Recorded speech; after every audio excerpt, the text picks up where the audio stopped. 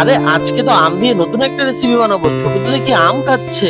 এই তাড়াতাড়ি এদিকে আসো, আম পেড়ে এনেছি। আচ্ছা আসতেছি। হ্যাঁ তাড়াতাড়ি আমের মুখগুলা কেটে ফেলি। তাড়াতাড়ি করতে হবে। তাড়াতাড়ি করি আমরা। এবার মাটির হাঁড়িতে আমগুলা ঢেলে দিই। যাই আমি এবার চুলাটা জ্বালিয়ে নিই তাড়াতাড়ি। আমগুলার মধ্যে আমরা কিছু কাঁচামরিচ এবং অল্প লবণ ছেড়ে দিই। তারপর পর্যাপ্ত পরিমাণে পানি ঢালতে হবে তো আমের মধ্যে। ওয়াও কি সেন্ট বেরোচ্ছে, এটা অনেক টেস্টি হবে। তাড়াতাড়ি এটা চুলার উপর বসিয়ে ঢাকনা দিয়ে দিই। কত সময় যে লাগবে। এই মনে হচ্ছে তো হয়ে গেছে, চলো এটা আমরা নামিয়ে নিই এখন। আরে এটা তো দেখতে অনেক সুন্দর হয়েছে, খেতেও হয়তো অনেক টেস্টি হবে।